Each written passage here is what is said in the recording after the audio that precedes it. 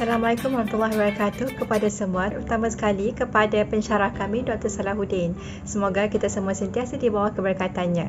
Saya Nurfatin Damia binti Abdul Latif akan membentangkan tentang perkenalan bagi kajian kami yang bertajuk Pembentukan Kepelbagaian Etnik di Malaysia.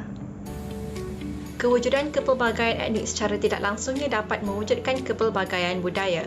Kerencaman budaya merentasi etnik ini adalah jauh lebih indah daripada seperti apa yang kita sangka, kerana mereka mempunyai gaya hidup dan nilai-nilai kesantunan yang tersendiri dalam konsep kehidupan.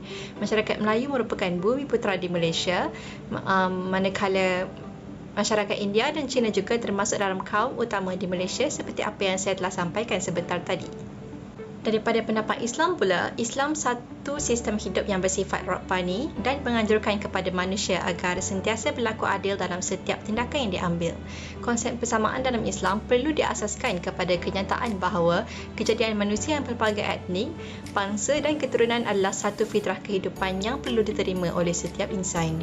Salah satu dalil tentang hidup kemasyarakatan yang saya boleh sertakan adalah surah Al-Isra ayat 17. Dalam ayat tersebut, Allah Subhanahu Wa Taala berfirman bahawa Allah memuliakan anak cucu Adam seluruhnya dengan tidak mengira bangsa dan golongan, dan Allah juga telah melebihkan mereka daripada makhluk yang lain. Malaysia telah mencapai kemerdekaan melebihi setengah abad yang lalu, tetapi bangsa Malaysia yang diharapkan belum menjadi realiti, apatah lagi untuk mencapai usia seiring dengan kemerdekaan negara.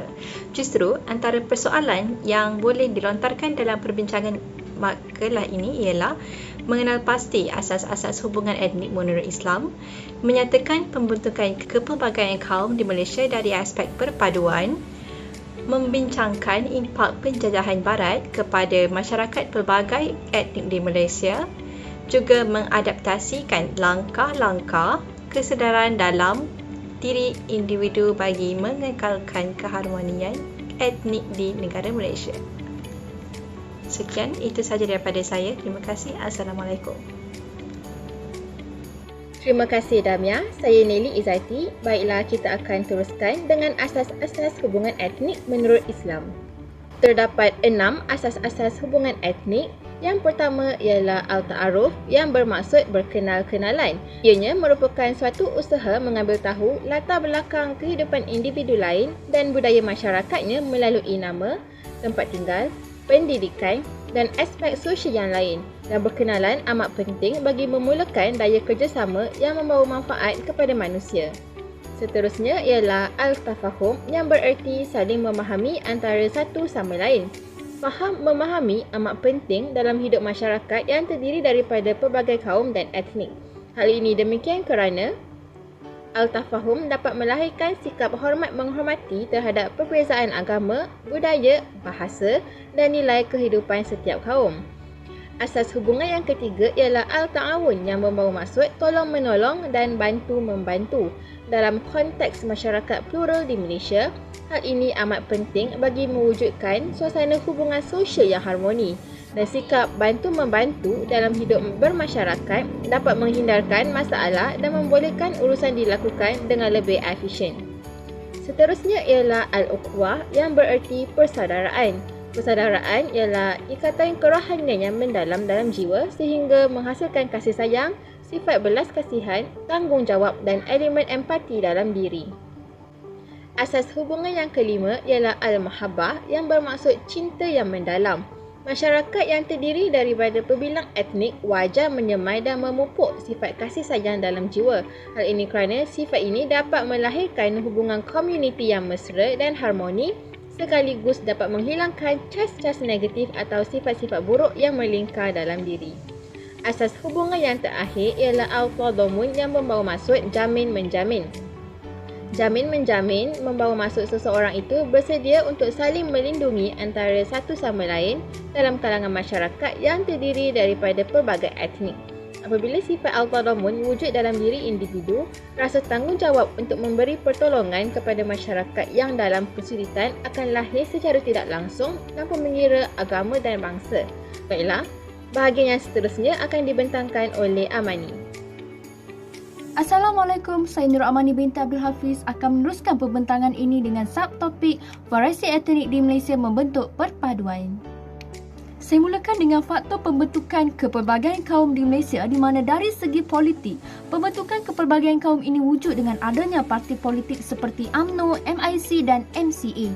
Di sini dapat kita lihat di mana kaum Melayu, Cina dan India bersatu dalam sebuah parti. Selain itu, dengan adanya penambahbaikan melalui penubuhan Barisan Nasional pada tahun 1974 yang menjadikan Perlembagaan Persekutuan Malaysia sebagai panduan asas sistem politik di Malaysia.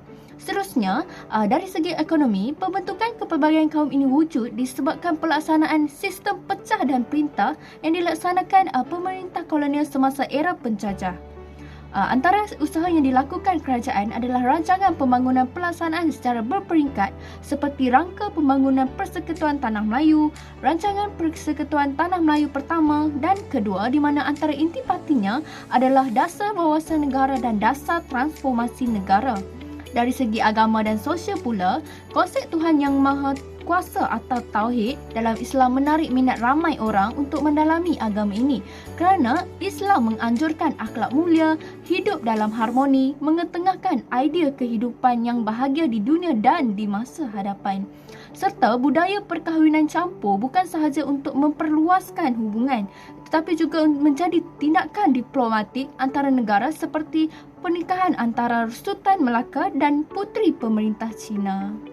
Seterusnya, pendekatan integrasi yang menjadi tunggal agenda perpaduan negara memungkinkan masyarakat yang berbeza etnik dan agama dapat hidup bersama dalam suasana yang harmoni dengan tetap menjaga identiti dan ciri khas bangsanya masing-masing. Dari perspektif Islam pula, keberadaan pelbagai agama dan budaya tersebut merupakan sebahagian dari tanda kebesaran Allah Subhanahu Wa Taala yang telah menciptakan dunia dan penghuninya dalam berbagai bentuk dan bangsa.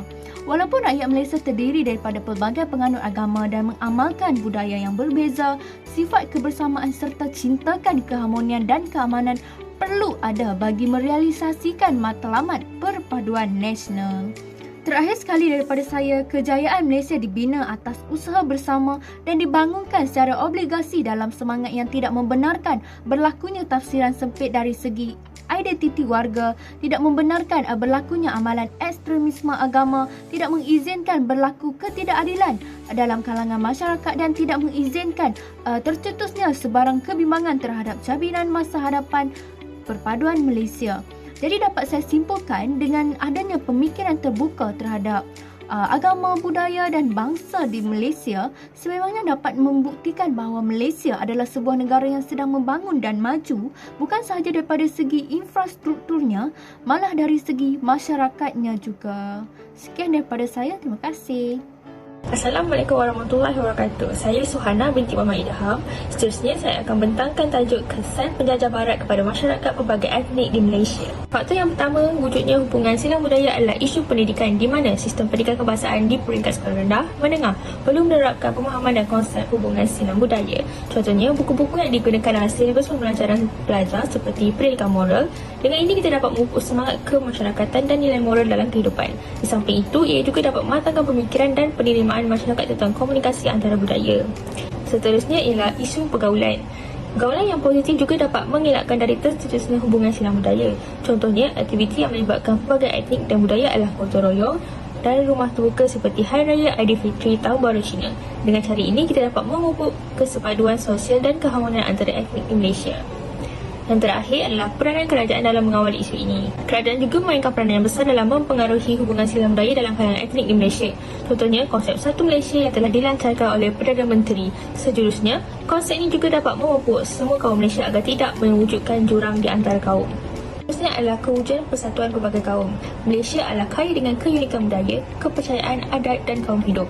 Hakikatnya dalam kehidupan masyarakat yang aman dan harmoni terlahir juga persatuan pelbagai kaum di Malaysia.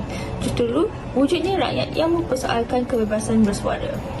Selain itu, politik dan pemimpin tidak kira agama dan mangsa juga memainkan peranan yang penting dan tanggungjawab yang besar dalam kestabilan perpaduan, di mana politik sepatutnya menyatukan dan bukan merobohkan. Oleh itu, rakyat juga haruslah setuju dan merendahkan ego mereka dalam hidup berasaskan peraturan negara. Dan terakhir, rakyat memberikan pandangan yang ekstrim sehingga menimbulkan rasa kurang senang terhadap kaum lain. Jadi, perkara ini dapat membimbangkan kerana isu ini dapat mewujudkan rakyat yang tidak menghormati kaum etnik serta menggugat perpaduan dan keharmonian. Oleh itu, rakyat perlu bersikap rasional dan tidak emosi dalam memastikan keharmonian sejagat. Seterusnya adalah terhasilnya masyarakat berpemikiran terbuka, di mana pengaruh barat moden yang mengenepikan Tuhan dan melebihkan kepada kehormatan kebendaan, di mana pengaruh barat moden ini lebih mementingkan unsur individualistik dalam kehidupan mereka. Contohnya, media cetak atau sosial media yang mengiklankan wanita berpakaian kurang sopan sebagai simbol seks dan hanya motif untuk mengaut keuntungan yang tinggi supaya lebih menarik perhatian pengguna.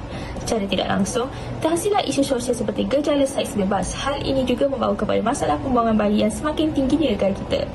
Seterusnya adalah masyarakat yang berpemikiran tidak rasional dan sempit. Mereka berpendapat bahawa jika orang Islam di sekolah belajar mengenai ilmu Bible akan menjadi isu besar kepada mereka. Jelaskan di sini bahawa mempelajari isu ilmu agama lain tidak akan menyebabkan seseorang itu bertukar agama. Hal ini timbul daripada fikiran bawahan dan bersikap ekstrim. Assalamualaikum warahmatullahi wabarakatuh dan salam sejahtera kepada TS. Nama saya Nur Najatun Najib Hamidah Baharudin. Seterusnya saya akan membincangkan tentang cabaran untuk mengekalkan keharmonian etnik. Landscape politik negara ialah cabaran yang pertama yang perlu diatasi dalam mengekalkan keharmonian etnik di Malaysia. Politik seharusnya memainkan peranan bagi melahirkan kerajaan yang cekap serta amanah dalam memperjuangkan hak rakyat dan tidak sepatutnya disalahgunakan demi kepentingan diri sendiri. Malah, ramai ahli politik yang menggunakan isu perkauman sebagai jalan pintas demi mencapai kemenangan. Ahli politik juga hendaklah menjadikan isu tersebut di saluran yang betul bagi membentuk kerajaan yang bersih dan negara dapat berkembang. Implikasinya, semua etnik yang saling berusaha untuk mengekalkan identiti kaum sendiri tanpa mengira aspek bahasa dan budaya. Melalui aspek ekonomi, terdapat dua hal yang perlu ditekankan iaitu penguasaan ekonomi dan perbezaan pekerjaan berdasarkan sektor ekonomi.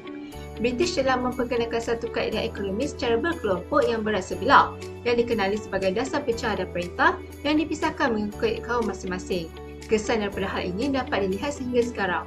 Pada masa kini, masyarakat Cina lebih mendominasi bidang perdagangan dan masyarakat India masih ramai yang terlibat dalam bidang perdagangan. Manakala masyarakat Melayu giat dalam pertanian dan perikanan. Kerajaan hendaklah memainkan peranan yang penting dalam membuka peluang pekerjaan kepada setiap kaum bagi membangunkan ekonomi negara. Cabaran terakhir ialah sosial golongan muda di mana sistem pendidikan yang diasingkan mengikut kaum telah wujud dan meninggalkan kesan yang kurang baik merupakan faktor kepada perhubungan yang lemah. Namun, pengenalan sistem sekolah vernacular telah wujud mengikut kaum dan menjadikan hubungan masyarakat semakin renggang kerana kurangnya pencampuran dalam aktiviti sosial masyarakat. Implikasinya akan meletakkan kesan negatif terhadap negara Malaysia di mana mereka menganggap mempelajari tentang etnik yang lain tidak penting dan tidak wajar. Assalamualaikum, saya Nur Nurudin dan saya akan huraikan kesimpulan bagi keseluruhan topik yang dibincangkan. Kesimpulannya, asas-asas etnik dalam konsep Islam memupuk persefahaman yang baik dalam kalangan masyarakat dan melahirkan masyarakat yang saling menghormati walaupun berbeza agama dan budaya.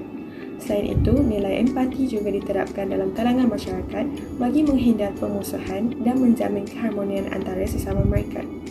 Kita juga dapat pelajari bahawa nilai-nilai negatif seperti amalan ekstremisme agama dan ketidakadilan dalam kalangan masyarakat dapat dihalang melalui hasil usaha yang berterusan oleh Malaysia.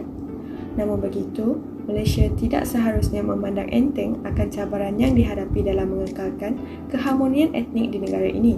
Isu perkauman yang disalahgunakan dalam bidang politik, sektor ekonomi yang didominasi oleh satu kaum sahaja dan kewujudan sistem pendidikan yang diasingkan mengikut kaum perlu dititikberatkan oleh kerajaan bagi memastikan keharmonian etnik tidak mudah goyah. Oleh itu, bagi mencapai matlamat ini, persefahaman dalam kalangan pemimpin memain peranan penting kerana melaluinya, rakyat akan bersatu dalam mengekalkan keharmonian di negara ini kerana ia merupakan tanggungjawab semua warga negara. Itu sahaja dari kami. Terima kasih.